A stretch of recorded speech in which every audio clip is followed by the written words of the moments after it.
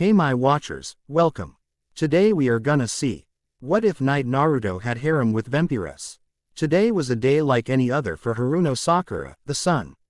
Shining brightly through the white puffs of cloud floating through the sky and folk, civilian and ninja alike walking calmly throughout the peaceful village. A shoulder-length, cherry blossom pink, red girl was taking a stroll to the Yamanaka flower shop to meet up with her friend Ino to talk about the latest gossip around the village and about their daily lives since it was a day where both kunoichi had the day off. As the girl whose name was Sakura walked onwards to her destination, she was taking this time to reminisce over her life when she still had a team. Naruto. The simple name made her think about the person. It had been at least 2.5 years since she'd last seen him. After he had left to train with Jiraiya, she had been so engrossed with her training as well that the pick of the certain blonde, loud-mouthed, knuckle-headed shinobi hadn't crossed her mind. One of these days this week was when the arrival of the loudmouth was due. Sakura thought about how strong Naruto had gotten when she last saw him and wondered if he matured since the last time they had met. Sasuke. If that name was spoken to Sakura before when she was a naive 12-year-old genin, she would have squealed at the sound of his name and rant on and on about said boy, but now she's much more matured, and she's gotten over her infatuation with the boy and started to focus on her career as a kunoichi of Konoha. Nowadays, training and working at the hospital were more important than gushing over a certain raven and thinking about her looks. Her childhood rivalry for the boy with her best friend Ino was over now. Since Sasuke left the village in search for power from Orochimaru, their rivalry of besting each other was still there and their friendship was rebuilt stronger than ever. Both girls decided to move on, Ino focusing on her ninja career, as well as Sakura, and dating Kiba Inuzuka, a member of Team 8 and part of Rookie 9. Finally paying attention to her surroundings, Sakura spotted a pair of ladies chatting loudly away a few steps ahead of her at a tea shop. It was not the ladies themselves that caught her attention, but what they were talking about was what attracted her attention. "Did you hear the blonde prankster is back in the village with Jiraiya-sama and that Uchiha kid?" spoke one lady, obviously not knowing that her hushed tone of voice was not at all quiet at all. "Ah, the monster fox and the Uchiha survivor. Hasn't he been missing for 3 years?" The other woman replied. "Hi, it was rumored that he left for the snake Sanin, Orochimaru. Blah blah blah," was the rest of what Sakura heard after she heard that Sasuke and Naruto were back in the village. She was also wondering how these women knew such things, but being a young lady herself she knew that gossip gets around quickly. As she neared a corner, the scent of enchanting smells filled her nostrils as a shop with flowers of various colors and scents came into view. Sakura quickened her pace and, in at least 10 seconds, was already entering the shop. The sight of the many colors flooded Sakura's view as she made her way to the counter of the shop where she spotted her blonde-haired friend. "Hey forehead, whatcha up to?" greeted Ino, looking up at Sakura with a smile resting across her lips, and her stunning icy blue eyes glimmering with happiness to see her best friend rival. "Nothing much, piggy. Just came for a visit and to catch up since we've both been so busy," gleamed Sakura, letting a light smile grace her features and light up her beautiful, big, emerald green eyes. "So, how's everything with Kiba?" questioned Sakura, looking at Ino, who removed her apron and walked to the other side of the counter to stand next to Sakura.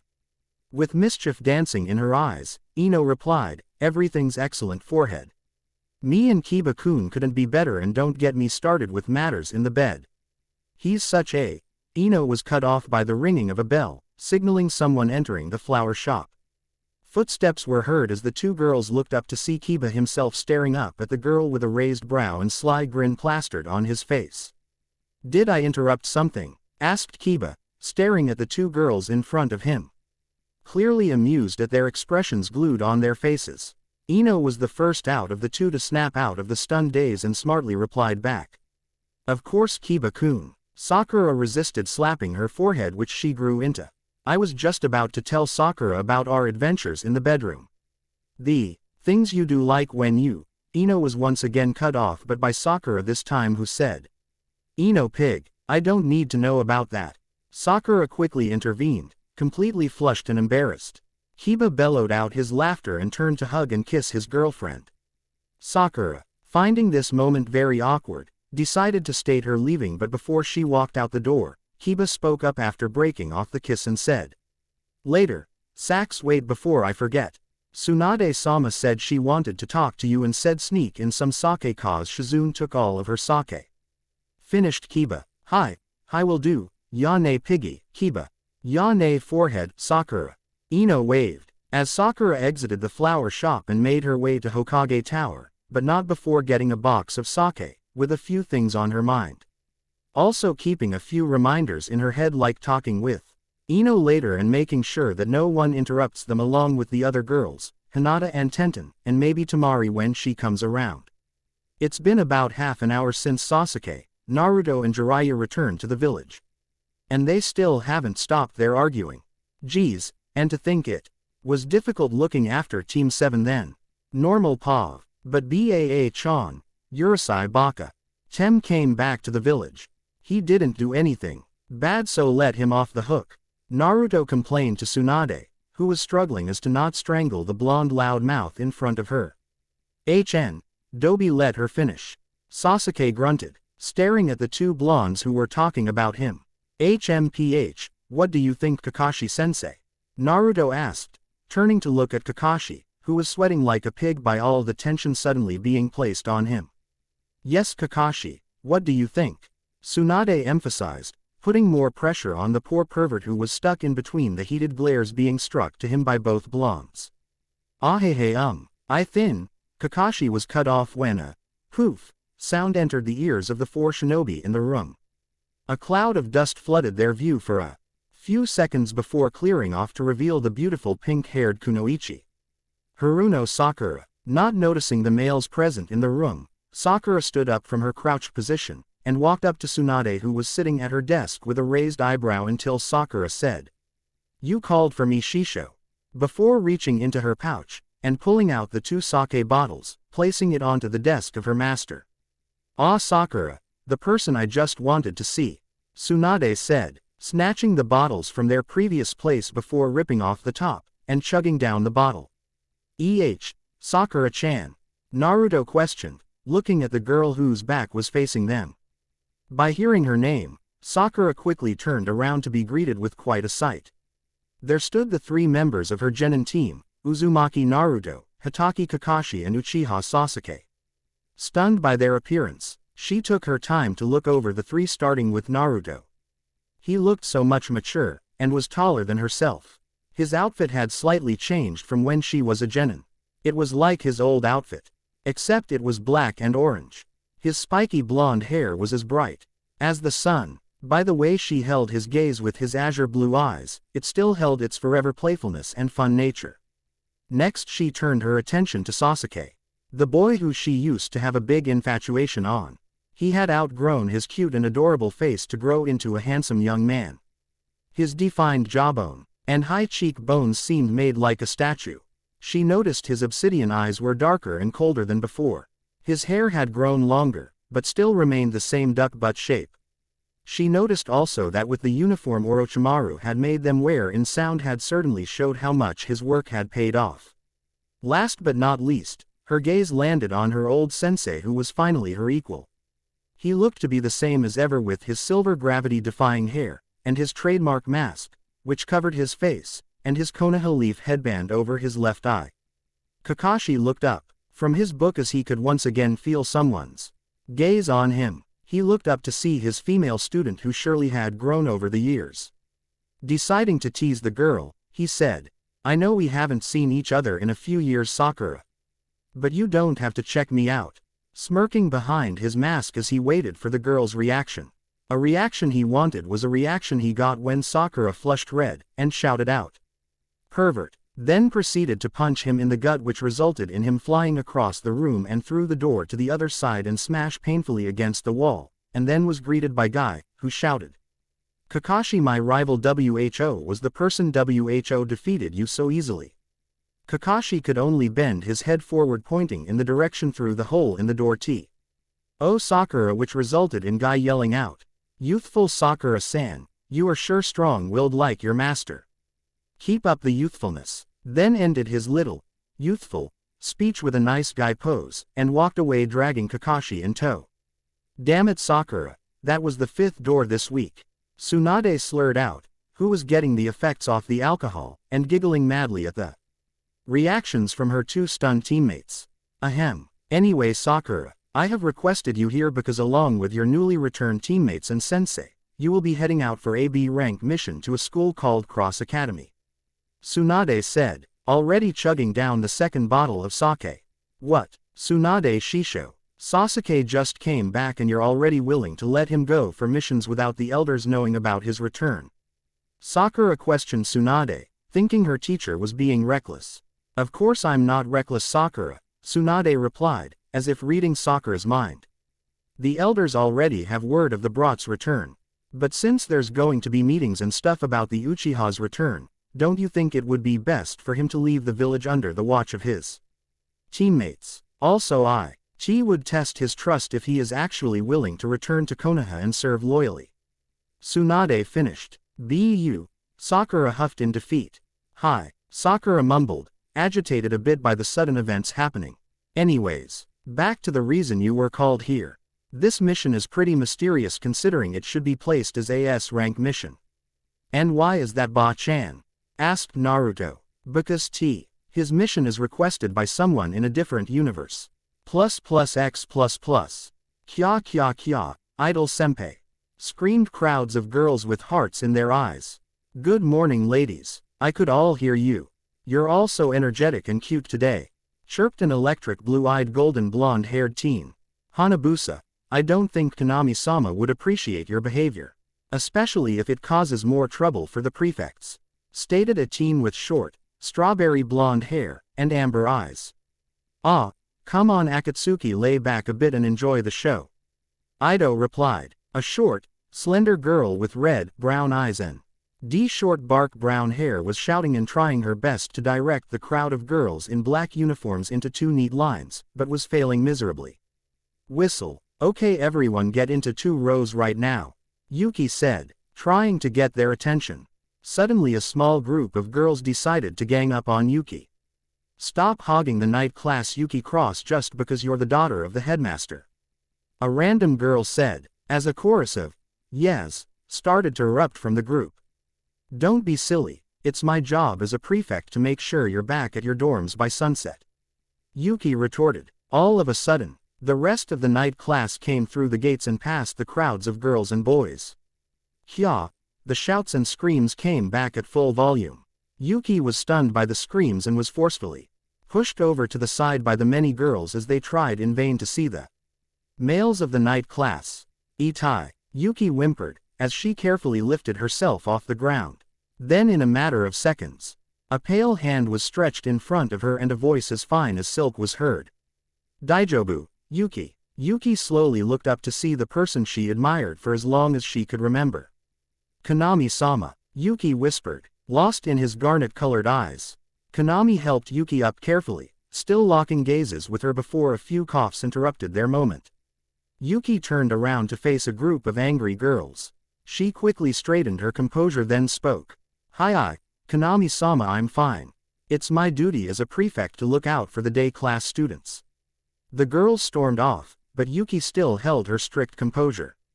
It failed a bit when Konami put his hand on her shoulder then said, please don't be like that, Yuki, it makes me feel lonely.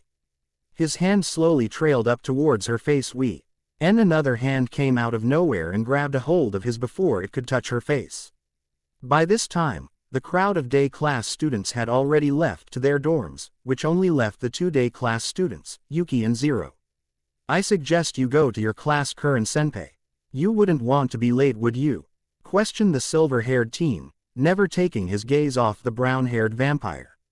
Of course, Prefect-san, Konami smirked, but just as he and the rest of the night class were about to leave for their lessons, a loud boom caught their attention. Everyone's eyes snapped towards the gates where the night class students had just come from before they heard a voice come from the big cloud of dust shout out, Tem, get your fat ass off my face. Then running towards them from a stance was Headmaster Kyan Cross, who was chirping with glee and shouting out, they're here, they're here. All that was going through everyone's minds was, what's going on here? Before all this happened, with Naruto, what? How can that be possible, Ba-chan? I'm stupid, and even I know that that's not possible. Naruto screeched. Well, it is possible, Naruto, so, believe it, Tsunade imitated. A smug expression stretching across her features. Ba-chan, you think vampires, and let me repeat, vampires are real. Of course. Ah, not this again. Okay, enough with the chit-chat, just tell us what we gotta do. Sasuke said, getting annoyed by the two blondes arguing about nonsense. He had to agree with the Dobi, but then it could be possible as well, cause life as a shinobi was anything but normal, and he should know since he spent 2.5 years with a power-corrupted snake Sanin. Damn Uchiha. Anyway, your mission is to protect a school named Cross Academy. There has been incidents where victims have been dried of blood with only the corpse remaining. The headmaster of this school was an old friend of the third, and is worried about his students. Nothing has happened to them, he just wants to hire extra protection. That was most of the information I got. He said when you get there he'll explain more of the dangers and other precautions. Tsunade said, tossing Sakura the mission scroll. It'll be maybe a 6 to 12 month mission. If you accept you'll be given a really big pay, which could buy you a 1 year's worth of ramen. So do you accept? Hi Tsunade-sama, Team 7 replied. Tell Kakashi this after he finishes fighting Guy, then go and pack all of your weapons. Only me and you will meet at the gates by 7.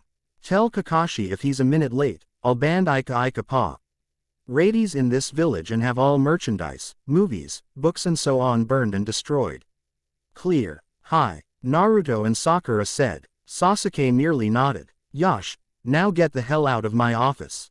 Tsunade shouted. Outside Hokage Tower. Wow, Sakura-chan, you've gotten so strong since we last met. Naruto said, ignoring all of the stares he was getting from everyone. Arigato, everyone's changed as well. Ino and Kiba are to be engaged in a couple of months. What? That mutt getting married? I thought I'd never see the day. Naruto muttered. Yeah, I couldn't believe it when I heard it too. Also Neji, Tamari and Konkuro are Jonin as well, and Rookie 9 and Team Guy. But excluding you and Sasuke. You two are still Genins. Sakura smiled. What? But how can that be? I've gotten super stronger. Naruto yelled. Stronger my butt, Sasuke said, which got him an awful reply from Naruto. Ew Sasuke, if we wanted to know about your butt we would have said so, you dirty perv. Sakura bursted into a fit of giggles. And Naruto howled out his laughter as Sasuke turned a light pink. Naruto giggle, stop giggle, giggle teasing Sasuke, giggle, Sakura giggled out, a light shade of pink dusted her cheeks. And a few tears escaped her eyes from all the teasing. Come on, let's go get sensei and get ready. It's nearly 7 p.m. Sakura said, finally getting over her fit of giggles. Datbeo. Half an hour later at Konoha Gates. That pervert has one more sec. Tsunade was cut off by a poof of smoke, before the cloud dispersed to reveal the silver-haired, perverted ninja. Hee, looks like I'm just in time. Kakashi chuckled, rubbing the back of his head sheepishly. Sakura and Naruto started to mumble things like, this one time, it would have been alright if he was late, or, damn pervert came on time if he didn't it. Could have been a miracle so we wouldn't have to see that horrible book again. Ahem, anyway when you get there, the headmaster should be there to greet you. Here's a description. Shows photo of a man with straw-colored hair and eyes. His hair was put up in a low ponytail, and a big smile was on his face. Sakura and Naruto's sweat dropped, then Kakashi spoke up. You said he was a friend of the third's, right? Hi, he's over 200 years old, and he looks so young. Tsunade had stars in her eyes, and when she noticed the looks Team 7 was giving her, she cleared her throat and continued. Sakura, your submission is also to find out his secret to stay so young, and give it to me. Tsunade said, a serious expression on her face which made everyone's sweat drop. Hi Shisho. Anyways, enough wasting time, it's time to go. Tsunade smiled, performing hand signs at an incredible speed that Sasuke and Kakashi had to use their Sharingan to read, but it was too late. Because they already had disappeared. Everything was dark for a while till a sudden white flash of blinding light came into sight before Boom. Naruto, Sasuke and Kakashi landed on a hard surface. Dust blocked their vision. After a few seconds, Naruto shouted out, "T-E-M-E, get your fat ass off my face." Looking up, the three males waited for the dust to clear. When the dust settled, a group of teenagers dressed in uniforms were standing, staring at them with surprised gazes before the same man they saw in the photo came running up to them and said, "So you're the ninja I hired. You look just like what you looked like in your photos, except wasn't there a girl with you?" The man questioned. Suddenly a scream was heard, and everyone looked up a few meters above the three males on the ground. Before a small black hole appeared in front of them and down dropped a pink-haired girl. Everyone except Naruto, Sasuke and Kakashi gasped as the girl looked up at them with big, innocent emerald, green eyes, then said, "Nani, Sakura-chan, your hair grew," exclaimed Naruto, stretching his hand out to touch it but instead landed on her boob. Sakura looked down at where Naruto's hand landed for a few seconds before losing her temper. Naruto was delayed in removing his hand as Sakura's hair covered her face before she gripped the hand still on her boob, and instantly threw Naruto over her shoulder. Still holding on to him and on the ground behind her, creating a large pit. "Shanaru Baka," she yelled, and proceeded to beat him to a pulp. "Ah, there she is," Kakashi answered, before pulling out his orange book and started giggling like a schoolgirl, while everyone else was just gaping at Sakura and Naruto, except Zero, who just watched with bemused eyes. Thank you for the vote, comments, and fans. Hope you enjoyed the chapter. More is to come soon. Smiley face. Sakura remained on the ground still beating Naruto to a bloody pulp while different emotions crossed everyone's minds and faces. "She's back. Night class. Whoa, she's so scary. I feel sorry for the blonde. Yuki, who the hell are they? Zero. Squeal, she's so cute. Kyan. Chihi, you're so naughty. Hitomi. Kakashi, Shinaru Baka. Cha, Sakura and Inner. Stupid Dobi. Annoying Sakura, disgusting pervert. Sasuke." Sasuke looked at Sakura beating the crap out of Naruto, then looked at Kakashi to see if he was going to do anything. All Kakashi did was squeal like a schoolgirl, then flip the page of his stupid book. Sighing, Sasuke placed his hand on Sakura's shoulder, then commanded Sakura to stop. Snapping out of her angry demeanor, she turned to Sasuke with a glare, but when she saw the look in his eyes she knew she was being stupid and reckless. She turned back to Naruto and saw what she had done to him. Several broken ribs, a broken nose, 2 black eyes, some bumps on the head and a big scratch on his chest starting from just below the collarbone, and down to his waist, and multiple bruises everywhere. She started to tear up at the sight.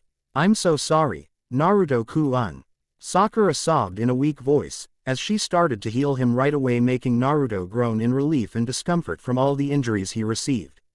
Everyone was shocked, except for Sasuke and Kakashi, who knew this was a common thing in Naruto as well since he was in too much pain. They were amazed by not only her looks but her power. By the time Sakura finished healing Naruto, there wasn't even a trace of evidence to prove that Sakura had even touched him. Once she finished, she helped Naruto sit up and asked if he felt alright. He stretched his muscles out, and gave out a content sigh before saying, "Sorry, Sakura-chan, I didn't mean to touch your chest, it was an accident, I swear. I was only reaching out to touch your hair," Naruto explained with a sad look evident on his face. "It's all right, Naruto, I apologize as well. I went too far and I hurt you more than you deserved. If Sasuke hadn't have stopped me, I don't know what I would have done." Sakura spoke, and she noticed Naruto clench his fist when she mentioned Sasuke's name, and remembered there was one more thing she forgot to do. She turned to Naruto just as he was about to stand up and said, "Wait, I forgot one more thing to do so that you're healed completely." "I feel fine, Sakura-chan." See. To prove his point, he moved around like a seal. "No, you idiot, I can't forget it. Sit down in front of me, take your headband off and close your eyes," Sakura commanded. Naruto shot her a questioning look but decided to listen, in fear of meeting another round of beating. He did as he was told, and sat cross-legged in front of Sakura, and removed his headband, placing it on his lap before closing his eyes. "No peeking." Sakura giggled childishly, a light blush staining her face. Everyone was standing in wonder and curiosity at the girl's sudden change in behavior, but kept quiet, not wanting to disturb the scene about to happen. Sasuke was wondering what Sakura was up to, and he moved from his place behind her and next to Kakashi, who stopped reading his book to look down at his two students on the ground, wondering what they were up to now. Hi Sakura-chan. Naruto replied, closing his eyes and waiting for Sakura to attack him or something. Just like with Tsunade, Naruto felt something soft touch his forehead, and when he opened his eyes, he saw a lot of cleavage, but that wasn't what caught his attention. It was the fact Sakura was kissing his forehead.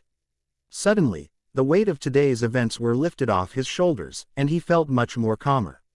Closing his eyes, he let out a content sigh, and just sat there, enjoying the kiss with content and happiness. 10 seconds later, Sakura slowly moved her head back, unpuckering her lips, but her eyes remained closed. She slowly slid back to her previous position on the ground, enjoying the peaceful sounds of nature and listening to Naruto's breathing. By this point, Naruto opened his eyes to stare at Sakura with a curious face. Slowly her lips tilted upwards until her face showed such an innocent and beautiful smile. He realized what just happened, and a bright red blush covered his face. "Are you all right now, Naruto?" Sakura asked, her voice so calm and happy everyone suddenly felt more relaxed just by the sound of her voice. Hi, Sakura-chan. Naruto blushed. To everyone's surprise, a voice snapped them out of their daze. "Who are these people, Headmaster Cross?" A very suspicious Zero asked. "Zero, these are the new guards I hired to help you and Yuki protect the school," Kaion blabbed, looking at Sakura and Naruto with hearts in his eyes, screaming, "Kya," or Kawaii. "So you were Pole's photo out, Kaion Cross, headmaster of Cross Academy?" Kakashi questioned, attention now back to his book. But not before mentioning something along the lines of, "Must mention this to Jiraiya-sama." "Yes, and you must be the Nei." Kaion was cut off by Sasuke. "You said that already." Who spoke in monotone. "Well kiddies, off you go to your classrooms. You don't want to be late, do you? Follow me, Kakashi-san and company," Kaion said before he started to skip off in the distance. "Well, come on. You can introduce yourselves later," Kakashi monotoned, as well before beginning to walk off in the same direction with Sasuke in tow, leaving Naruto and Sakura sitting on the ground, with Yuki and Zero staring at them like some type of alien life form. "Oh, Yuki-chan and Zero-kun, come along too," Kaion sang, still skipping. Naruto quickly stood up, dusted off the dirt, then offered a hand out to Sakura, who accepted it. As she stood up, her long pink hair stopped up to her waist, she noted, before following Naruto's actions before the duet sprinted off to catch up with their other teammates, leaving Yuki and Zero standing there. "You don't think we scared them away, do you?" Yuki looked at Zero for an answer, only to see him nowhere in sight, but then she heard his voice. "How long are you gonna stand there, Baka?" Zero teased, who was already catching up with everyone else. "Hey, that's not fair, wait up," Yuki shouted, sprinting to catch up with Zero. Inside Headmaster's office. "Explain what's happening, Headmaster," Zero demanded, pointing a finger at Naruto and company. "Well, Zero, my son." Boom. Crash. "When did I say I was your son?" Zero snapped, his fist slammed onto the desk that cracked in half under the pressure. "Ah ha ha. Well, as you know, there are level E's around the town and area, and I know I can trust you and Yuki to stop them, but it's too much anger and energy if you have to watch the campus along with fighting off level E's and keeping watch on the night class," Kaion said, sweat dropping at Zero's reaction. How will they help? I doubt they'll even be able to fight off level E's, let alone keep watch on a dorm full of vampires," Zero retorted, a large scowl covering his face. "Ah, but Zero-kun, these are no ordinary people," Kaion exclaimed, with a large smile on his face. Zero raised an eyebrow, but waited for Kaion to continue. "They are ninjas," Kaion hollered, waving his hands around frantically in the air like a madman. "Anyo, ninjas aren't real. Even I know that, and so does everyone else," Yuki intervened, looking at him with a, "Are you serious?" expression. "Of course ninja are real. My name is Uzumaki Naruto Datbeo, and I'm gonna be the next Hokage," Naruto yelled, flashing a huge, foxy grin. Dobi. T-E-M-E, Doby, T-E-M-E, Twitch, guess, Doby, T-E-M-E, Giggle, flip, Doby, T-E-M-E, Twitch, twitch, giggle, Doby, Tem, Shanaru, steamed and angry Sakura, shaking her fist in the air as she bellowed. If you don't shut the hell up now, I'll beat the crap out of you, cha. Which made Naruto, Kaien and Yuki shrink back in fear. Zero and Sasuke raised an eyebrow, and Kakashi, well, he just flipped a page from his dirty book and giggled again. After that threat, the atmosphere was filled with a pregnant silence. Chirp. Chirp. Well, Kaien-san, I think it's time for introductions, don't you think so? Kakashi murmured, not taking his eyes off of his book. Of course, Kakashi-san, Kaien agreed, taking a seat behind his desk. My name is Hitaki Kakashi. H.N. Uchiha Sasuke. Uzumaki Glare Naruto. Haruno Sakura. Zero froze when he heard Sakura's name. It was a name he hadn't heard in years since his family had died by the hands of that monster. Turning to face Sakura fully, his eyes roamed over her figure from the soles of her feet to her emerald green eyes of endless memories, showing all the emotions racing through her mind, and her waist-length cherry blossom pink hair. Closing his eyes, he inhaled deeply, taking in her enchanting scent. He wondered why he hadn't smelled it before, but it drove him wild. Even Yuki's scent hadn't set him off like this before. Ah, well, as you know, my name is Cross Kaien, headmaster of Cross Academy. Kaien shined a bright smile at Team 7, and this is Yuki, my daughter, and Zero my so. Kaien stopped speaking when he saw the glare Zero directed him from the corner of the room he now stood at. They stood in silence. It was a bit less intense, but still uncomfortable. Suddenly Kaien's glasses gleamed with excitement. Yuki, Zero, would you please show Naruto-kun, Sasuke-kun and Sakura-chan around the school? I think me and Kakashi-san have some business to attend to. Kaien gushed before pushing them out of the room. Also, when you're finished, Zero, show Naruto and Sasuke their room. Same to you too, Yuki, with Sakura-chan. And show them their uniforms that they will be expected to wear for their stay here. He added before closing the door with a quiet click. Kakashi placed his book down and looked at Kaien, who had a serious expression on his face. Let's get down to business, shall we, Kakashi-san? Sorry for the long update. A lot of things have been going on around here, but updates should be more frequent since summer is coming. 3PLZ fan. Comment and rate. Return of the Vampire Cherry Blossom Heim Chapter 6. The moon hummed softly in the midnight sky, its rays of light filled one of the many dark classrooms. Students murmured among themselves while waiting patiently for their teacher to arrive. One group in particular was having a conversation about a certain cherry blossom. Lies. I bet you it's not even her. It's probably just someone who looks like her. Ido, a girl with faded brown hair and slightly darker matching pair of eyes, protested. How would you know? You never even liked her that much, let alone hang out with her. Ido retorted, his electrifying blue eyes narrowing in frustration and irritation along with a bit of playfulness. And you would know how? Ruka countered, narrowing her eyes too. Her scent. It smells delicious. A boy with mahogany hair and blue-tinted eyes started. Stop, Shiki. Take a pill, a girl with light orange hair and cerulean blue eyes said, tossing 2 pills in the air. One at a time, as Shiki caught them in his mouth. Did you see Konami-sama? I'm sure he might know. Maybe we could ask him, Ido exclaimed, flicking his golden blonde hair out of his face. Baka, Ruka shouted, bonking his head in the process. You can't just ask Konami-sama like it's a casual thing. She barked. Maybe you could tell him since he's here now, Akatsuki suggested indifferently. His short, wavy strawberry blonde hair falling into his amber red eyes. Gasping, the two turned around to see Konami facing them with closed eyes. Kana. Me, Sama. Ido and Ruka stuttered with wide eyes filled with shock and surprise. Is there something you needed to ask me, Ido, Ruka? He questioned, indifference showing in his garnet-colored eyes. Finding the courage to speak, Ido spoke up. Konami-sama, it's about the girl we saw earlier, you know, the one with the pink hair. Is it really her? He emphasized, hinting on who they were talking about. Does she remember us? A slightly unsure Ruka asked, gripping the green book in her arms tightly. Konami stared at them before saying, "I cannot speak as she has been gone too long for me to know such," was his soft answer. Ido fell down anime style while everyone else just sweat dropped. "Leave it to Konami-sama to bring our hopes up," they thought, depressed with the answer they received. "Her scent. It smells different unlike before," Shiki commented, opening a box of Pocky before taking out a few and handing the box to Rima, in which she greatly accepted. What do you mean?" Do questioned before he inhaled and froze.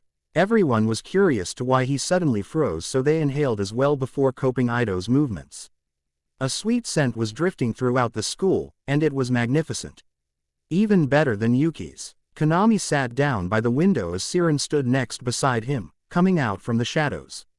"Konami-sama, Daijobu?" she asked quietly. "Hi," he replied, back closing his eyes and placing his hands in his lap. Shiki stared out the class window and up to the moon as clouds from afar slowly made their way in waves towards the big, round light. Memories, filled with pink, started flashing through his mind as he started to recite his past memories of a certain Pinkett. Flashback. A 6-year-old Shiki sat beneath a sakura tree in a big field filled with blossoming flowers and fruit-bearing trees. He sighed, relaxing against the tree's bark before pulling out a box of Pocky, and beginning to open it. Finally getting a chocolatey stick out, he was just about to take a bite from it when sobbing came from the other side of the tree. Surprised, he slowly turned around and quietly crawled to peek over the other side when a blob of pink came into view. Hi's eyes widened as he noticed it was a little girl that he sometimes saw with Konami. Her long cherry blossom pink tresses fell to the ground in a silky mess, tears streamed down her face and her eyes were closed so he couldn't see what color they were. Sobs racked her tiny form as she sniffled, trying her best to stop the oncoming tears. Deciding that he did enough staring, he wanted to ask what was wrong. Clearing his throat, just to catch her attention, he asked her, "What's wrong?" he mustered to say in a soft voice. Pausing her waterworks, she looked up at him with glassy emerald eyes so innocent and filled with life. His own bluish-gray eyes widened again, her eyes showed her many emotions like a storybook. Sadness, loneliness, betrayal and a little bit of anger ran through her eyes. A 4-year-old Sakura stared up at the strange, familiar-looking boy in front of her. She realizes it's one of Konami Oni-chan's friends but couldn't recall his name. Also realizing that he asked her a question, she quickly responded, "No," before the waterworks started again. Shiki, who now sat in front of the petite girl, started to scratch the back of his head in thought, not really knowing what to do. "What happened?" His voice came out blunt and straight to the point. Realizing how he just said that he was going to apologize until she stopped crying and looked at him with big watery eyes. Me, Chanel. EWF me fow his F. Wuka. Dodden. Iwu. The small girl stuttered, still shaking and sniffling. He sighed. He de went wan. Na p way with me and want. WD to p way with dem, she said a bit more clearly, finally calming down. Shiki stared at the little girl in front of him with curiosity and guiltiness. He knew how it felt to be lonely at times, but that's why he had Rima and Ichija to feel that gap in his heart. Sakura had relaxed and was now staring at the silent boy in front of her. A blush dusted across her nose as she noticed his intense gaze on her. They sat in silence, with Sakura staring at him with big eyes blinking every now and then before squirming, and Shiki now leaning against the tree, tilting his head to the side. Suddenly Sakura couldn't take the silence anymore. Anyo-sa, what's your name?" she whispered, her voice coming out like honey as she gazed at him with an innocent look. Startled by her voice, he strained to keep the blush rising up his neck down. After a few minutes he answered, "Senri Shiki, but you can just call me Shiki," he spoke, and took a look at the Pocky in his hands. Sakura stared, as well before introducing herself. "Anyo Shiki-kun, my name is Sakura," she said, a smile on her face as she held her hand out. Sakura was waiting for him to shake her hand, but what she didn't expect was to feel him place something in her hand, while his other one closed around hers as to not drop it. Opening her eyes, she looked down in her hand to find some sticks of chocolate Pocky. She gasped and looked at him. He was sitting under the Shady tree obviously avoiding the sunlight, she tilted her head to the side in question as he bit his pocky with closed eyes not looking up. Bending her head down she said, "Arigato, Pocky-kun," she said with a huge blush staining her face but was covered by her hair. Young Shiki was lost in thought. Her name, it was just like the sakura tree they were sitting under, and it really did suited her since she looked like one. Well, except the tree part, but she was delicate. Turning around he stared at the tree's bark. He felt around his pocket for something, which Sakura noted. Pulling out his hand. After a few seconds a sharp shiny pocket knife was in his hands. Sakura's orbs widened frantically, worried for what he might do. Getting into a more comfortable position, Shiki started to carve something into the tree, sparking Sakura's interest. Moving closer for a better look, Shiki had carved the words, "Pocky and cherry blossoms" into the sakura tree before sticking the pocket knife back in his pocket. "Pocky-kun, why did you do that?" Sakura queried. All she got as a reply was, "What do I remind you of?" Thinking, Sakura bursted out, "Pocky," which got her a small chuckle from Shiki. "And, well, you remind me of cherry blossoms, and since this is the first place we met, this can be our place," he explained, pulling out some more pocky. Sakura bursted out in a fit of giggles. Smiling a charming smile, she stretched her hands out to Shiki before saying, "Of cows, Pocky-kun, this as O cow knew." Grabbing a hold, he lifted his weight off the ground. "Ha ha ha ha, tag yow it," she teased, sticking her tongue out before running through the colorful field full of flowers. Shiki inhaled deeply, taking in her beautiful scent before standing up and going off to chase her. The sun beamed down on Harem as the two played the day away without a care in the world. A breeze came blowing Sakura's hair slightly. She turned to face Shiki with her emerald orbs before flashing him a smile and still running off ahead. Shiki slowed down a bit, taking in the young beauty in front of him. From the way her tresses flowed to the way her orbs shined, he let his blush stain his pale skin as he looked at her with admiring eyes. The sun was beginning to set and the pair collapsed down back under the tree, huffing and puffing from the day's activities. Giggling, Sakura turned to sit in between his legs, her back facing him. Shiki sat back against the tree, sighing. He relaxed when Sakura leaned back into his chest and closed his eyes. For the first time ever he finally felt at peace. Maybe going outside more wasn't such a bad idea if it was going to be this fun. He heard a small sigh as Sakura turned to the side, put her arms around him and slowly closed her eyes, drifting between the realms of staying awake and sleep. Choosing the latter, she let out a small yawn before drifting off into a peaceful sleep with the smells of pocky and cherry blossoms in her head. Looking at her sleeping form, Shiki was drifting to the same realm as well and chose to too. Getting comfy, he wrapped his arms around her small form, playing with the tips of her pink locks before falling to sleep, well forgetting about a certain meeting he had with his friends. Today had numerous amounts of things to be done for young Konami. He sighed before sitting down at a chair as his friends Ido and Ruka, who were surprisingly thousands, began arguing with each other across from one another along the long table of the Ido mansion. Akatsuki was just watching them with bored eyes, not really interested in anything except the small sparks he got when staring at Ruka, who kept glancing at Konami before Ido announced that she liked him, which got him a bonk on the head.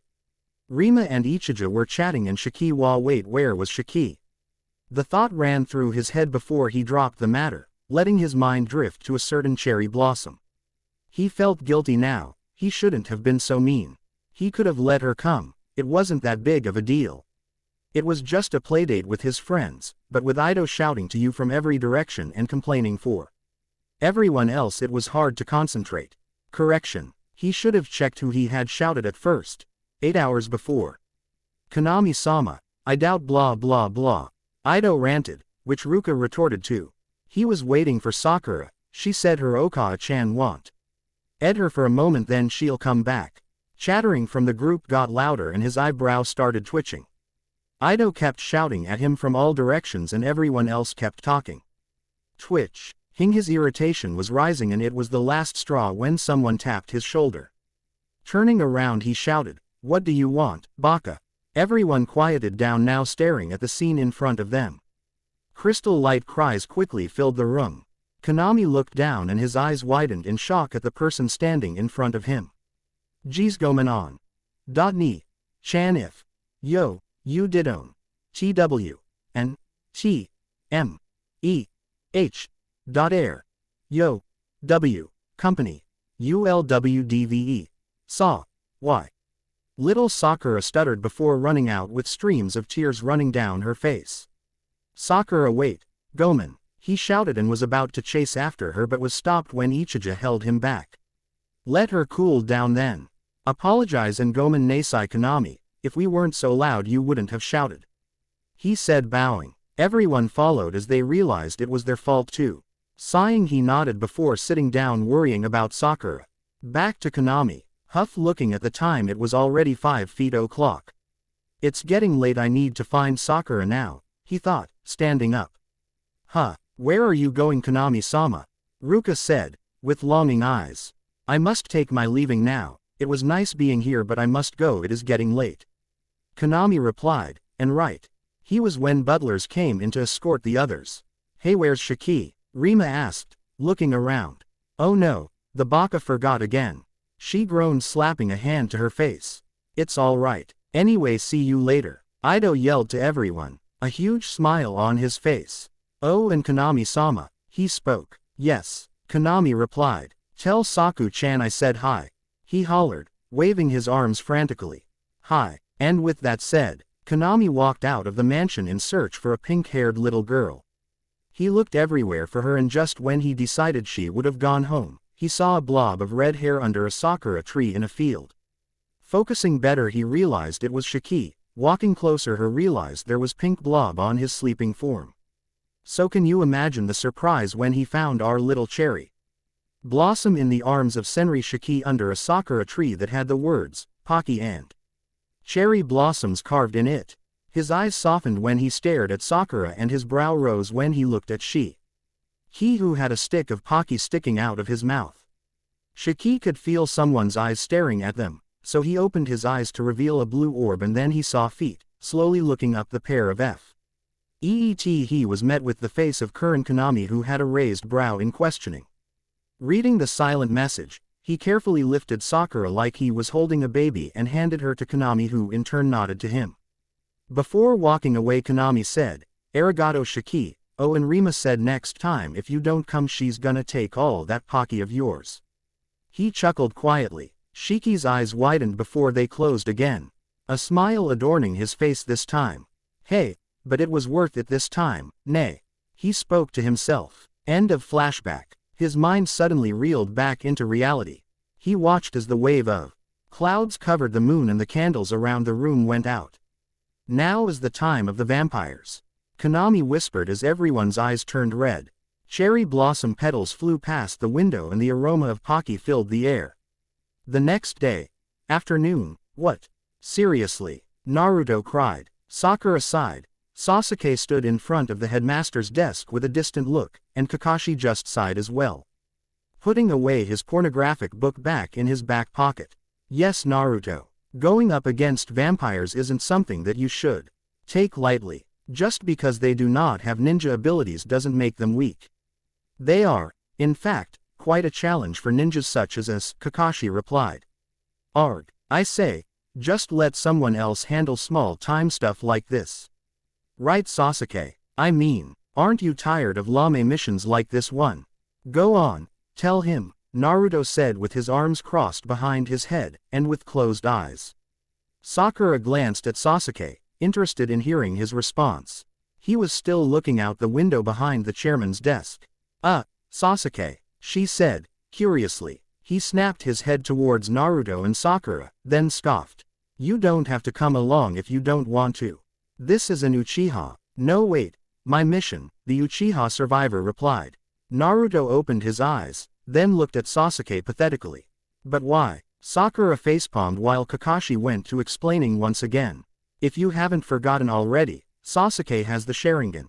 He is able to see through the dark, and can calculate anyone's movements. Sakura hit the blonde over the head, then with closed eyes. And crossed her arms over her chest with a huff. Idiot. Kyan popped up from under his desk with a brown book in his hands. Naruto staggered back while looking at him weirdly. Where the heck did you come from? He asked. Kyan just chuckled, then blew the dust from the cover of the book. He sat the book down on the desk. A big bubble of smoke came from the impact, which made Sakura cough slightly while waving her hand back and forth in front of her face.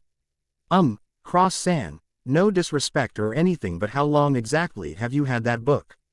She asked him, letting out another cough.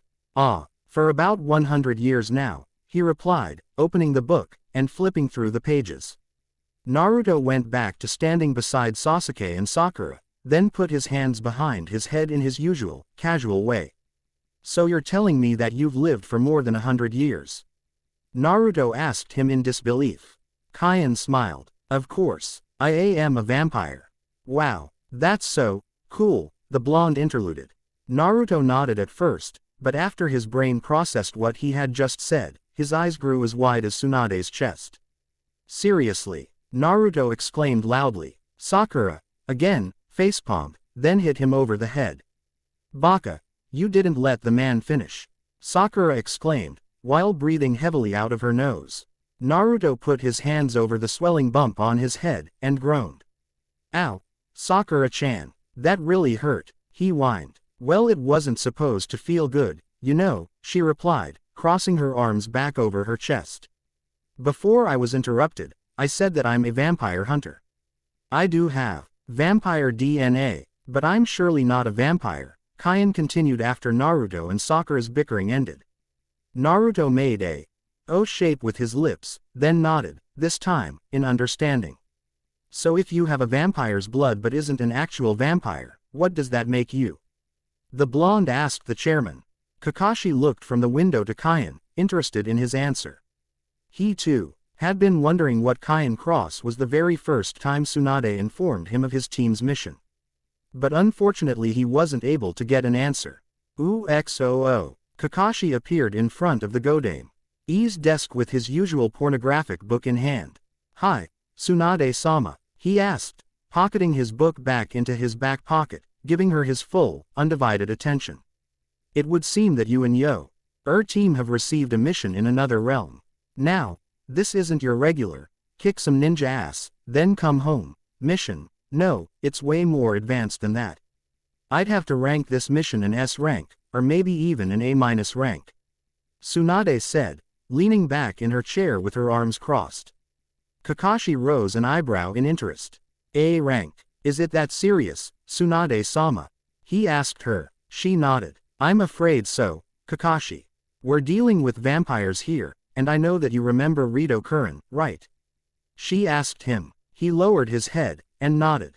Tsunade stood up from her chair, and walked to the window behind her. Then placed her hands on her hips. I don't want you to say anything to Naruto or Sakura. Sai is currently on a mission, and he isn't expected to be back until 5 months from now. But just keep our conversation a secret.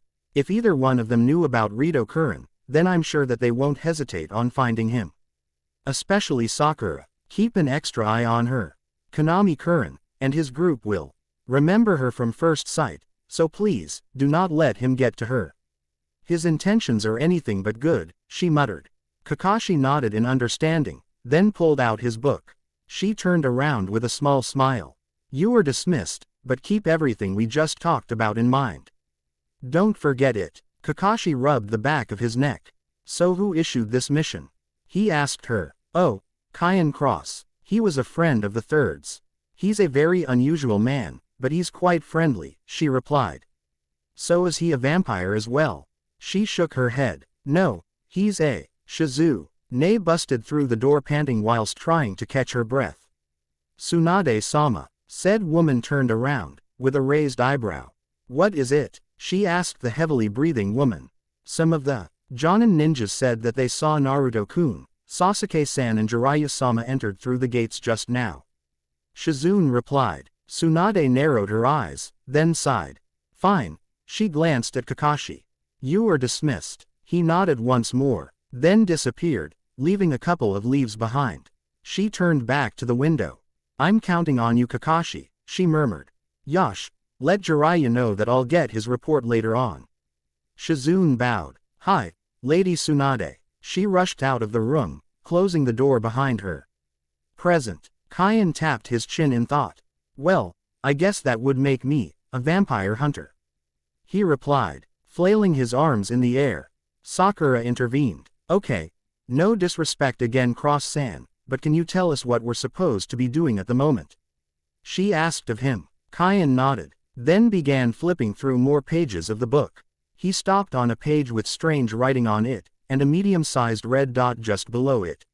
He ran his finger below the writing, reading it word from word. After a few minutes of silence had passed, he raised his head up to the four ninjas, then closed the book. Another bubble of dust spewed out at them, causing Sakura to go into a miniature coughing fit while waving her hand again. Okay kiddies, you guys will be going out to help Yuki and Zero fend off the day class from getting anywhere near the night class. Are you going to be able to handle it? Kyan asked them. Naruto jabbed his thumb against his chest, then smiled brightly with only one eye opened. Are you kidding me? We've handled way worse than this. So just leave it to us, right, Sakura-chan? Said person's sweat dropped while nodding. Kyan made a shooing gesture, while rounding his desk. Now off you three go. Kakashi, I would like to speak with you for just a moment about something. It won't take long, I promise. Naruto, Sasuke and Sakura exited the room, then the door slammed behind them. Naruto stretched, then yawned. Well, I guess we should get going. Come on, Sakura-chan, he exclaimed, then took Sakura's hand, and ran down the hall to his left. Sasuke shook his head, then followed behind walking. The sounds of girls screaming blared through the pathway to and fro the night class gates. It was about that time when the night class were going to come through those gates, and the day class girls couldn't wait. They were practically pulling their hair out. All right, get back in line. Quiet down. Put that down. No pitchforks. Hey. I said put that down. Ah, Yuki cried, and ran away into the woods as a pack of steaming girls with pitchforks chased her. Zero sighed. It was a time like this that he wished that he could just disappear in thin air. He really didn't want to be there, but what other choice would you have if the girl you sort of had a crush on kept pestering you to be a prefect with her? Yeah, exactly. When the barely audible sound of the gates opening was heard, all the girls quieted down, and stood in two lines opposite of one another. Yuki looked back while still running, and saw the mob turn back around and head back to the moon dorm gates. She released a breath, and began running back to the place by Zero. Good morning ladies, I could all hear you. You're all so energetic and cute today. Ido beamed, flashing the A-Weeing Day class girls his $1 million smile. Ido, ah, Idol-senpai, a random girl muttered, blushing. Hi, Hanabusa, Akatsuki muttered warningly. It's all right, you're cool too, Akatsuki. Ido muttered back, smiling. Wild-senpai, Kane-senpai. A frustrated tick mark appeared on his temple. He turned to the screaming girls on his right, and winked while making a gesture as if shooting them. Bang! One of the girls fainted along with her friend beside her. A whole lot surrounded him while he tried shooting them as much as he could. He adored his fans. Bang bang. Yes. Bang bang bang. The trio walked out from the trees upon the scene in front of them. Hen saw the two that they had seen yesterday on the sidelines watching as the class of vampires walked down the pathway to their class. The three of them approached them. Yuki was the first to turn around. She smiled brightly, then stuck her hand out. Hi, I'm Yuki Cross. I'm sorry that we didn't get to talk much yesterday. So much has been going on around here that focusing on two things at once seems like the hardest thing in the world. She blushed slightly. Sakura returned the smile. It's okay. So, what exactly are supposed to do? Yuki looked back at the screaming girls, then sighed. Well, since you guys don't have uniforms yet, I think the first thing that should be done is getting you guys uniforms. But I guess since we're in the middle of something here, that might have to wait until all of the day class students are back in their respective dorms, Yuki replied. Zero was in the middle of trying to keep the day class at bay, but with only one person trying to complete that task, it seemed impossible. But until then, you guys can help by keeping the day class away from the night class, Yuki said, then rushed to Zero to give him a hand. Something that he really needed. Naruto ran over, then attempted to calm them down by gaining their attention. He made monkey noises while jumping around like one. It worked. All of the noise quieted down as everyone's gaze, even the night classes, turned on him. He stopped while smiling brightly. "Hey Yuki, I got their attention, now what?" he asked her. She sweat dropped, then smiled. Sakura's eyebrow twitched in agitation. Then she stalked over to her blonde-haired teammate, and gave him a nice punch to the face, sending him flying meters back. "Baka," she shouted. Yuki looked at Sasuke who, in response, shook his head without any further explanation. Zero closed his eyes, then chuckled lowly. Ido elbowed Ruka, who in response raised her hand back to bonk him on the head when she looked at where he was pointing at. Her eyebrows shot up in curiosity. "That's," she murmured, trailing off. "Sakura, hurting the Dobi won't do nothing but waste time, and get sidetracked," Sasuke with closed eyes, and with his hands crossed over his chest. Said person huffed while dusting her hands off. "Well, he should stop being such an idiot, and take things more seriously," she replied. Sasuke sighed. "Then he wouldn't be Naruto." Sakura nodded. "True, some of the day class girls managed to slip past Yuki for a split second, and was crowding around Ido, Akatsuki, and Shiki." Sakura turned around and her head did a 360. She sucked in a deep breath. Then let out a spur of profanities. "Get to your freaking dorms now, or I swear on Naruto's beloved ramen that I will freaking shove each and every one of your heads in each other's asses," she yelled. The girls ran off towards their dorms screaming and flailing their arms. Sakura smirked, then put a hand on her hip. "Smart choice," she muttered triumphantly. Naruto W. Knocked back over by Sasuke holding his head with one hand, and covering his nose with the other. "She's so violent," he murmured lowly in slight fear. Zero smirked with closed eyes in amusement. Yuki just stood there a little frightened of what Sakura could do with just a couple of words. Ido and Ruka were a little shocked. Shiki and Rima were slightly smiling. Akatsuki and Ichiro were just looking at nothing really. Konami was smirking slightly at her actions. Sakura turned her head towards Naruto with white eyes, and a tick mark throbbing at her temple. She cracked her knuckles while looking at him dramatically. "Wanna repeat that?" Sakura asked the cowering blonde, who had hid behind Sasuke for cover. Sasuke sighed. Then just before she pulled back her arm to hit either one of them, he stepped to the side, letting Naruto take the hit. The blonde flew past the clouds with a star twinkling behind him. Yuki's sweat dropped. "She's so strong," she thought mentally. "Now, there is something very serious that I wanted to confirm with you, Kakashi. Do you know Rito Kuren is?" Kaien asked, sitting behind his desk, flipping open the book again. Kakashi nodded in response. "I remember him like it all happened yesterday." "What of him, Kaien-san?" Kaien pushed up his glasses, then continued to flip through the various pages. "Well, it would so happen that he has been sighted a few days ago. I think you know what I'm getting to, right?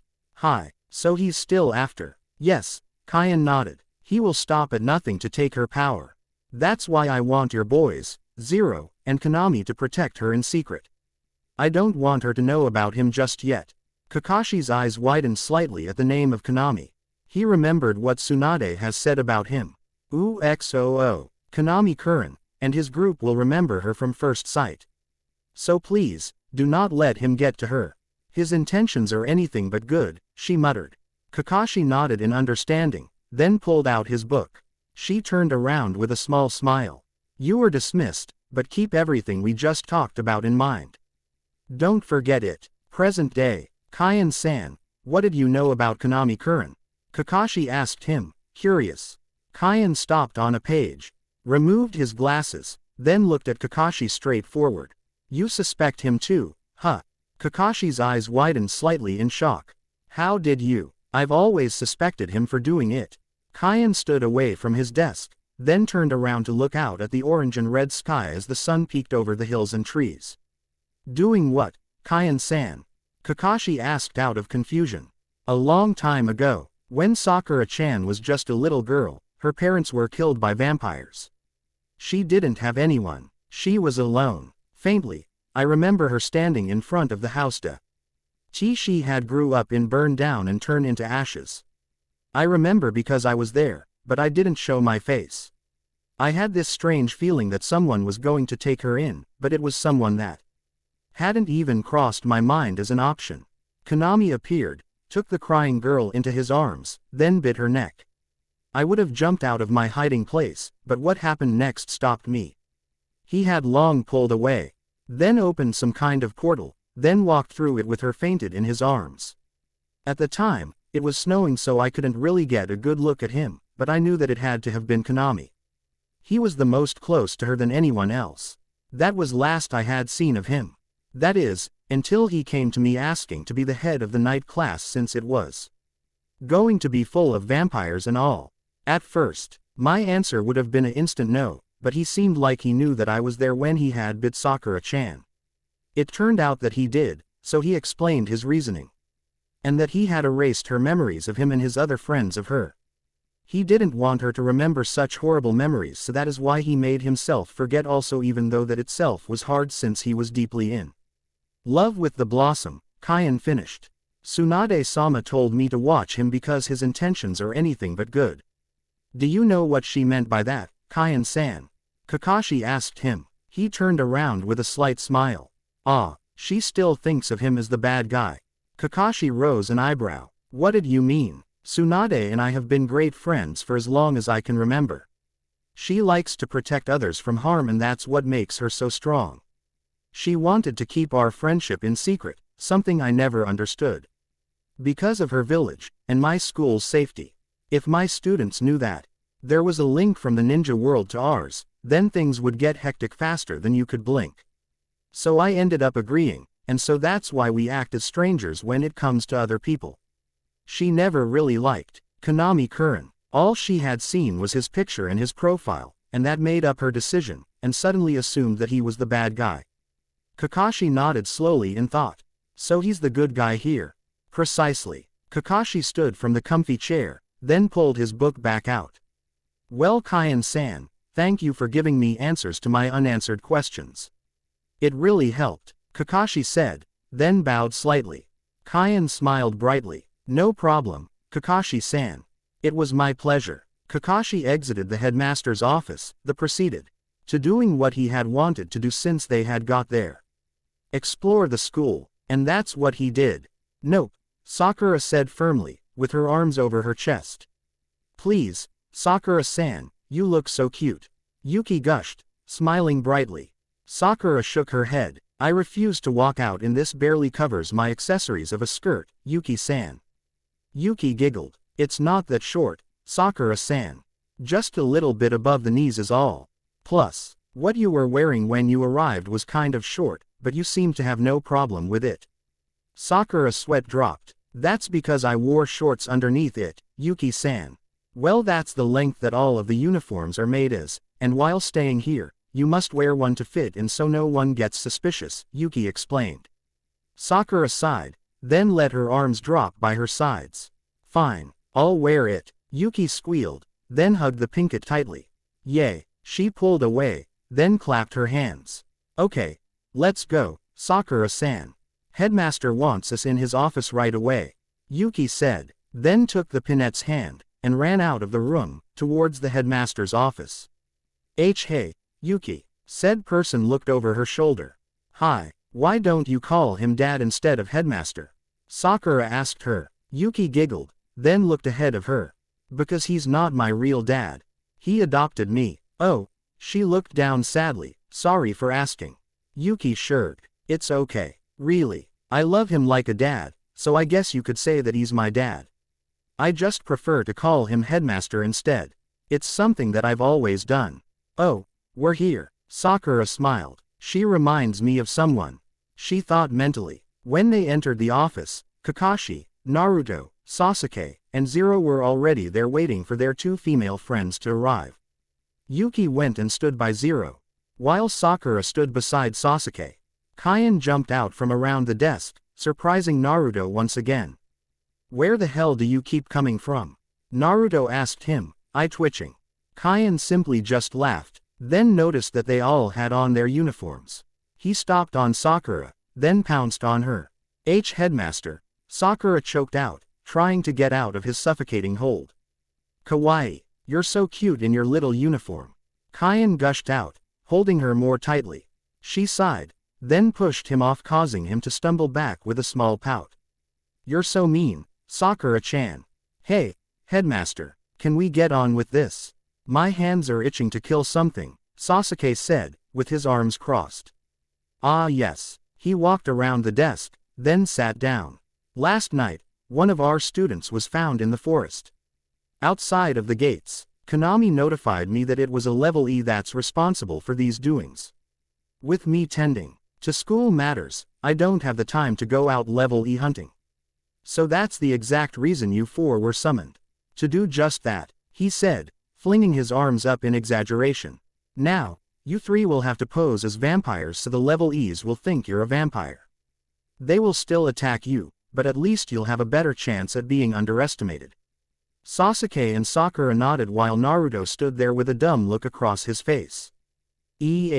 Pose as vampires. I'm not following you. Sasuke shook his head while Sakura just bonked him on the head for his stupidity.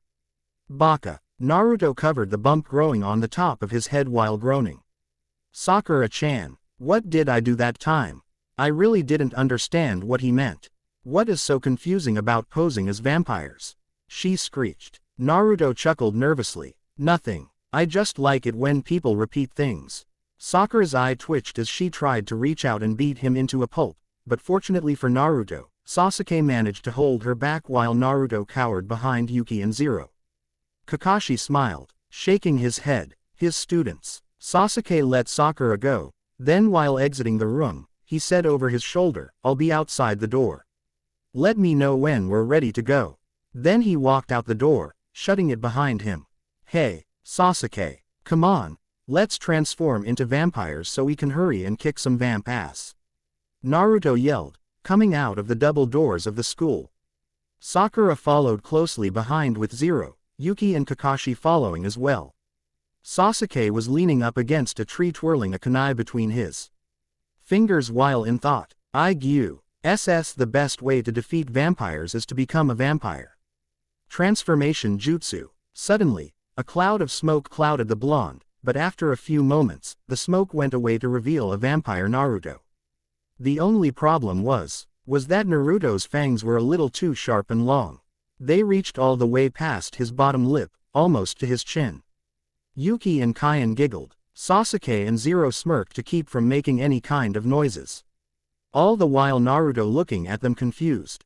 How do I look? He asked them. What kind of vampire looks like that? Sakura replied. Naruto poofed out of his disguise with a pout. But I actually thought it looked pretty good. Kaien intervened. But you don't need to transform. So here you go. He pulled out 5 pairs of fake fangs, then handed one to each one of them. Naruto snatched his. Well, if it's that simple, why didn't you just give us these from the very start? He put them in along with the others. Well, most of them, anyway. Sasuke took his while looking at it with embarrassment. I actually have to wear this thing, he thought to himself. They all arrived at the gate with everything that they would need in order to deal with their enemies. Yuki had her rod, Zero had his bloody rose, Naruto, Sasuke and Sakura had all of their weapons and such. They were ready to kick some vampire ass. Thanks to these, taking those vampires down won't be a problem, Sasuke said. Sakura clasped her hands in front of her with star-gleamed eyes while looking up at him. You look so cute in those, Sasuke, she thought mentally. Sasuke saw Sakura looking at him from the corner of his eye and scowled.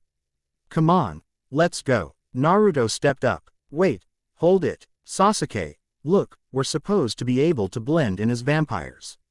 Then that means we won't cause too much trouble if we look like them, right? Sasuke looked at him and smirked slightly. Wow, look at the Dobi. He finally decided to stop playing the stupid game. Congrats, he said mockingly. Naruto crossed his arms over his chest and pouted. I was just making sure, Tem. Yuki poked at her fangs, that by the way looked like her real teeth, then frowned slightly. I think these are kind of embarrassing. Naruto rose an eyebrow. Embarrassing? How? Kaien stepped in. It's like taking a naked photo. To us, since we've seen what an actual vampire looks like, wearing fouls. Vampire teeth is a little humiliating when walking by real vampires with real fangs. Naruto snorted. A naked photograph, is that all? You just have to sweet talk someone into doing something like that. I mean, I bet I could even get Sakura to do it. Right, Sakura-chan. Sakura's eye twitched as her clenched her fist, and reeled it back. As if, you big pervert. She punched him so hard that he fell to the ground twitching. Sasuke and Zero took her hand, along with Yuki in tow, and ran off into the city, leaving Naruto twitching, and Kaien snickering. I doubt talking will do you any good, Headmaster Cross commented. Naruto rose a finger, struggling to even move a muscle. Alright, well thanks for showing us the way, Headmaster. Kaien nodded, still chuckling. Get going, pervert. +++. Thanks for the current reviews guys. It gives me a lot of motivation. PLZ keep on commenting, and reading, smiley face. Saku-chan, there's a ladybug in your hair. Hee, Ruka said, covering her mouth to hold in her giggles. Which didn't help any since the giggles still could be heard through her fingers. Little Sakura squealed, then quickly brushed her fingers through her short, pink locks. Ruka fell to the ground that was covered by bright sunflowers, laughing. After Sakura believed that the so-called ladybug was out of her hair, she sat down in the tall grass, then let out a breath. Ruka finally stopped laughing, and was leaning back on her elbows. Hey, Ruka-chan. Ruka turned her head to look at the small Pinkett. Nani? The Pinkett gazed up at the clouds that passed by in shaped animals and such. Do you think fairy tales are real? Ruka looked up at the passing clouds with a slight smile. Sort of. Why? Sakura shrugged. I don't know. I was just kind of curious. The faded brown-haired girl giggled. Then looked down to see a ladybug crawl onto her hand, then sit there. She smiled slightly, then held it up in front of the small Pinkett's face. Sakura jumped up, then ran around squealing and going through her hair with her small fingers like there was something in it. Ruka fell back laughing once again. Sakura stopped running, looked back at Ruka, then began laughing too. Sakura-chan, are you okay? Naruto asked her, poking her cheek. She blinked, then swatted his hand away. Yeah, I'm fine. I was just thinking about something, she replied, chewing on her bottom lip. She was having those strange daydreams again. They were always about her childhood, yet she didn't know those kids. She didn't even remember even meeting them and certainly not hanging out with them. What did they mean? What were they trying to tell her? Naruto leaned over close to Sasuke's ear with his hand cupped over one side of his mouth. I think she's lying, Sasuke-tem. What did you think? Sasuke pushed the blonde away, then snorted. Shut up, and stop being annoying. We need to focus, and watch out for any strange activities that could be going on around here. They kept walking until a snap cracked behind them. But only Sakura heard it.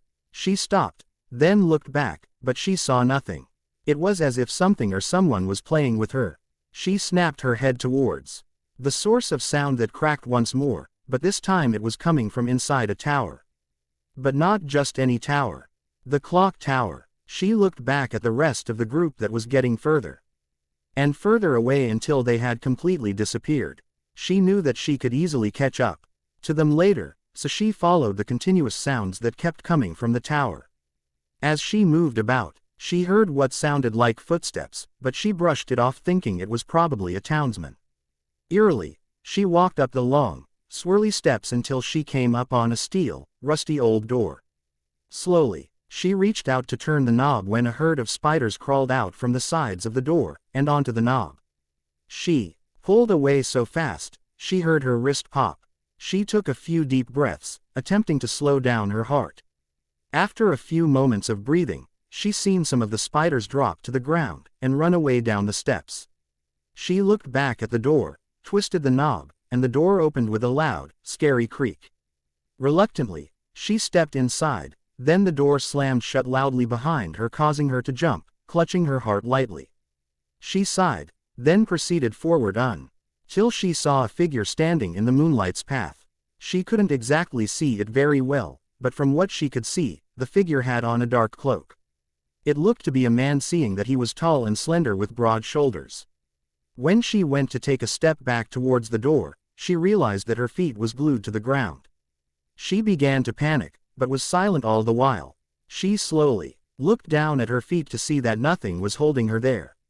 When she looked back up, the figure was gone. Her heart pounded against her rib cage. Where did he go? She thought mentally, looking around frantically. But it wasn't when a hand clamped over her mouth, and an arm snaked around her arms that her breath hitched at her throat. Your blood smells so sweet. It can almost be compared to that of a human's. A dark, silky voice from behind her purred lowly against her ear. Sakura rose an eyebrow while struggling to get free, though she knew that that wasn't possible considering her feet were glued to the ground. And her arms were trapped by a pair of much stronger arms. What the hell is he talking about? A human's. I am a human. Wait a second. Oh yeah, the fangs. I almost forgot. So he actually thinks that I'm a vampire, huh? Well, I guess it's time to act like one then, she thought, then elbowed him in the stomach, since she was much shorter than him, then punched the ND without putting any chakra into it, which released her feet. She jumped back, then took out her dark brown gloves, slipping them on.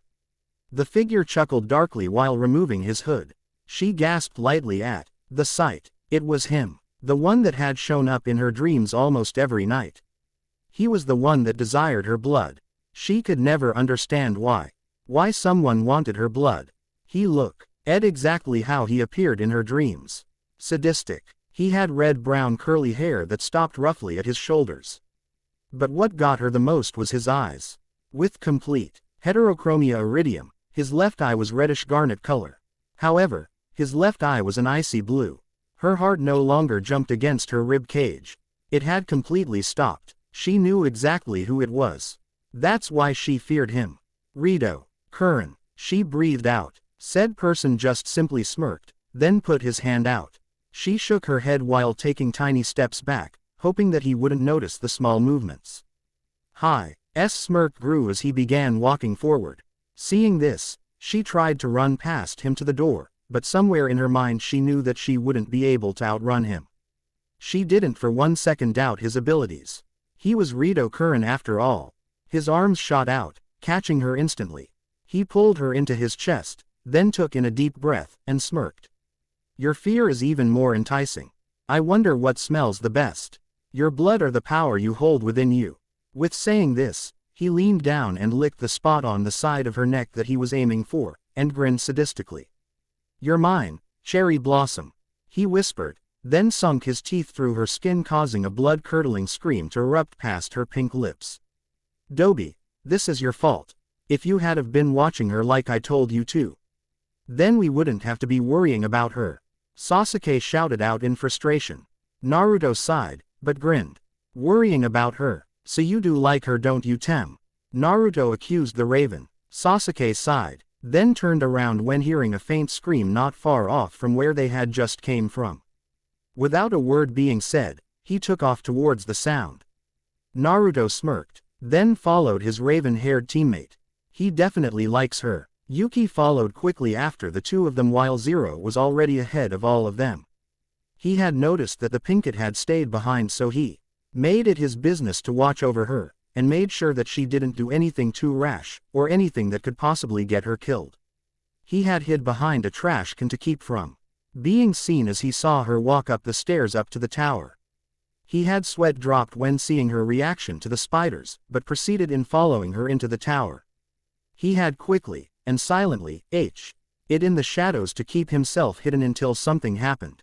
But it wasn't when she was bitten by Rito Curran that he had jumped out with his bloody rose pointed at the vampire's head. Rito pulled back, letting the almost lifeless Pinkett fall to the ground. Zero pulled the trigger, but the bullet was, unfortunately, caught between the pureblood's slender fingers. He smirked while letting his silver bullet fall to the cold ground with a clank. Zero's eyebrows scrunched up with anger as he raced forward. Rito dodged him easily, appearing behind him. Zero stood still all the while knowing that the pureblood was behind him. His jaw clenched then unclenched, seeing Sakura's face turn from her usual peach to a frightening pale. The picture in front of him had painfully reminded him of the time when he couldn't control his thirst, so he had bitten Yuki instead. She was right there. She had basically gave herself to him for his own personal needs. He didn't ask her to, yet she insisted anyway. His hand clenched itself around the gun's handle, then he whipped around and shot the bullet directly at Rito's head, but it was a second too late. He had already disappeared. Zero put his bloody rose back into his uniform, wherever that is, then bent down, scooped her up, then checked her pulse. It was faint, but still there. Before he stood up, he felt a hand clamp down onto his wrist. She was awake. Z0-san, she whispered, then winced whilst putting a hand over the two-pronged holes in her neck. It hurts. Just before Zero could have responded, the rest of the group broke through the glass, letting the moonlight engulf the once dark room. Instantly, Zero was pushed up against the wall by a very angry raven. "What the hell are you doing here? She's not even your problem, so why are you helping her?" Sasuke shouted, with his clan's Kekkei Genkai spinning rapidly. Zero frowned, then pushed him off. "At least I wasn't the careless one letting her walk off," he replied. Before Sasuke could have laid a hand on Zero, Yuki jumped in between the two of them with her small hands out at their chests. "Please don't fight now. Sakura needs our help, and fighting will get us nowhere. Let's just focus on getting her to the nurse," she said. Sasuke sighed, then went to pick the pinket up, when there was someone already holding her in his arms. Sasuke's eyes instantly narrowed. Konami Kurin held the pinket bridal style in his slender arms with a small smile formed across his lips. Zero, too, visibly narrowed his eyes at the pureblood. "I notified the nurse that we would be coming, so let's get moving," the pureblood said, then jumped out of the window towards Cross Academy. The others followed closely behind, but Sasuke wasn't exactly happy that the night class student was carrying his pink-haired teammate, but he let it go for now since her health was his top priority. XOO. Sakura's point of view. The sounds of a wolf in the distance echoed off the tall trees. As the moon peeked in between the leaves, the howls of the wind enriched with the wolf's howls, making the sound all too familiar with a beautiful harmony. It was almost like a dream that no one wanted to wake up from. But this wasn't exactly a dream that I wanted to stay in. I felt the wind pierce my not-so-rosy cheeks as my mother pulled me along with her to God knows where. I heard the snarls and the heavy sounds of people running, but I wasn't allowed to look back. Mother prohibited it. She didn't want me to know what was chasing us. I knew it had to be my mom because she had long pink hair with startling emerald green eyes. I was a spitting image of her, yet I didn't know her at all. I didn't remember her at all. It's like a dream you just pop into and you don't even know who you are. All you know is that you're in a dream, in a setting you can barely recognize, except I didn't recognize it at all. "Mommy, where are we going?" I asked, but I didn't move my lips willingly. They moved on their own. I was merely a ghost watching something from the past that I couldn't recall happening. She looked back at me, but didn't speak. I was afraid that maybe what she was thinking of saying wasn't exactly going to be pleasant, since the look on her face spoke for her instead. Then, I felt a tear run down my cheek. At the same time, one fell from her eye as well. She knew what was going to happen. Yet I had no clue. The running behind us began to get closer as we reached a mansion that was surrounded by lots and lots of shrubs. She pulled me along faster, ran into the house, then tried her best to barricade it with a chair that was around it, then picked me up, and headed up the stairs. She came to a bedroom, that I assumed was my parents', opened a hatch that was located in their closet, and set me in it. She looked me in the eyes with tears falling uselessly down her rosy cheeks. I felt her hand caress my cheek as the other dropped something in my hand. "Keep this safe and with you at all times. Okay, Saku-chan. Also, don't come back out until daylight, okay? Can you do that for mommy?" she asked me. I nodded, unable to speak since there was a lump lodged deep in my throat. I knew then what was happening. She was going to sacrifice her life for mine. I wanted to scream out no, but, again, the lump in my throat prevented that request. "Je t'aime tellement." She pressed her pink lips against my forehead, closed the latch, locking it afterwards. A few moments, it was dead silent. But then I heard mother whimpering and pleading for whatever or whoever it was that was chasing us moments ago to not hurt her, but those pleas were futile. I heard her screams, the crunches, and the cracks. Afterwards, it was silent, then I heard the footsteps leave the room, then out of the house. Hot tears rolled down my then warm cheeks as I cradled the item that my mother had given to me tightly against my chest. It was a necklace that would protect me from any vampire's harm. But what I didn't know was that a certain vampire was able to get close to me no matter what kind of protection I could ever have. And that was my mother's mistake. Normal point of view. The nurse, removed the stethoscope from the Pinket's chest, then wrote down something on a slip of paper that was attached to a clipboard. Zero was leaned up against the wall across the bed, while Sasuke was positioned the same way except he was beside the Pinket's bed. Yuki was sitting in a chair not too far from Sakura's bed biting her fingernails. Naruto was by the door pacing back and forth waiting until the nurse finally said something about the Pinket's health. Konami was coolly sitting on the edge of the bed, worried about the cherry blossom's health as well. Well, Naruto stopped pacing, and had stood beside Zero to get a closer listen. I have some bad news, and some good news. Which one would you four prefer to hear first? Mai asked them, setting her clipboard down.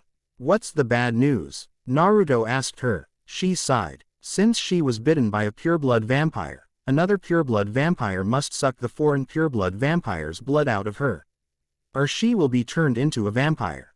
Zero and Yuki were the only ones that had shown any kind of reaction to the news since they were the only ones that knew what a pureblood was. Zero clenched his fist within his pockets while Yuki's eyebrows shot up in pure shock. And the good news? Sasuke asked her impatiently. Mai brushed her sandy brown hair from her icy blue eyes. Her memory is coming back. Naruto rose an eyebrow. Zero remained to his blank expression. Sasuke rose an eyebrow as well. Yuki tilted her head to the side, not having a clue what Mai had meant, and Konami's eyes had widened. What did you mean? Her memory is coming back. She never even lost her memory, Naruto bellowed out loudly. The Dobi's right, she didn't lose her memory, Sasuke agreed. Mai glanced at Konami and Zero, confused. So they don't know? She questioned. Konami shifted his eyes to the floor whilst Zero did the same. Mai nodded, understanding. She stood up, then placed her hand onto the Pinket's forehead. We should begin very soon, Konami, she said. Konami stood from the bed, then staged himself beside the sleeping Blossom. Naruto was getting eerie. What the hell is he going to do to Sakura-chan? He is a pureblood, and since she was bitten by one, he is the one that has to suck the blood from her in order for him to prevent her from turning into a vampire, Mai answered him. Naruto clenched his fist angrily, then left the room. Mai nodded at the red-brown-haired pureblood to let him know that he could begin. And so he did. Before I begin, could everyone leave the room? He asked of them. Yuki and Mai left without any complaints, but it was Sasuke that objected to Konami's request. Zero's eyes darkened, and stayed planted against the wall. No, she's my friend, and teammate. I'm not going to leave her side when she needs me most. He shouted. Fine, but you will not interfere. You will only be a nuisance, the pureblood replied. Then, at that moment, they began arguing, ignoring the fact that Sakura was yet relieved of not being turned into a vampire. But it was too late. It had already begun. Sakura's point of view. I opened my eyes to see Zero, Konami, and Sasuke arguing. But I couldn't concentrate on that. All my mind and my nervous system could focus on was the slow uprising of a fire burning the surroundings of my rib cage. I had to go. I didn't exactly know where. I just knew I had to leave. It was hard for me to breathe, but I knew that staying would only worry them even further. Once on my feet, I felt it. My heart thumped hard against my chest. I clutched it in an attempt to calm it when it happened again. I held onto the edge of the bed, but ended up falling to the cold, tile floor. What was going on? Why was this happening? But I remembered, and I cringed inwardly at the memory and at the dream that I had. Then, nearly on instinct, I reached into my shirt, and pulled out the same necklace that I had seen in my dream. I gasped lightly. So it was real. So that would mean. I stood up again, this time a little easier, and proceeded out the window that happened to be unlocked, and slipped out easily without them noticing. After I made it far enough into the forest, I fell to the ground panting and clutching at my heart as if ripping it out would help, which at that point seemed like a good idea, but I didn't. I was stronger than that, I told myself. Gathering courage, I stood once more, but my heart wasn't having that. A mean, angry thud rocked my whole body hard, causing me to collapse on the ground without a chance to stop myself. An unfamiliar heat began to course through me. Hot sweat beads lubricated every inch of my skin as if a fire inside of me was working its way out. I stood up again, then leaned up against a tree with as much strength as I could muster up. The pain was unnatural, almost otherworldly, bringing me to my knees. What was happening to me? I squeezed my eyes shut, fighting it off. In seconds, it stopped, and I let out a sigh of relief. But it wasn't over. I ripped off my black jacket, then my shirt in an attempt to cool down, only it didn't work. My heart pounded again, this time, if possible, even harder than the last. I could see the outline of it against my chest. My eyes widened in awe at the unexplainable occurrence that happened. That time I had actually felt my heart against the palm of my hand. The pain was unbearable. I felt my breath hitch as I continued to try and grasp as much air as I was allowed to, but nothing could take away the pain in my chest. I fell to the ground when another shot of pain hit my heart. The burning rose to an unbearable level as I screamed and withered on the ground. My veins felt like molten lava was pooling within them instead of blood. They pulsed so hard the blue veins were pressed under my skin as if trying to escape me. I screamed in pure agony, seeing the blue veins covering my body, burning me from the inside and out. It ached so bad, I started to pray for it to just all stop. But it didn't. I clawed at the grass, uprooting great amounts of plants and whatnot as I tried to keep the tears from falling, but I couldn't hold it in any longer. I let a loud cry of pain, and the tears go without a second thought about it. Then, like I didn't have enough to worry about, I felt a burning sensation sizzle around my eyes as the same thing happened to my scalp. I thrashed my head side to side, hoping that I would just black out or something to escape the pain that kept piercing my heart. Nothing worked. How are you enjoying my parting present? I crawled up onto my hands and knees, and began throwing up what it looked like to be black tar. I felt the pit of my stomach caving in, almost as if it was eating itself, and producing its waste. I knew exactly who it was that had bit me. I planned to kick his ass from Utah and back. Freak, you, I managed to say before throwing up more black waste. You'll thank me later, trust me. By dawn, your quench for blood will hinder any other thoughts that will come to your mind. Pain is now, but pleasure is later. Remember that, cherry blossom. After throwing up the last clump of that black substance, all I saw before passing out was the fuzzy vision of a woman with light red hair and striking green eyes. The thought that popped into my head sent chills down my spine. Mother.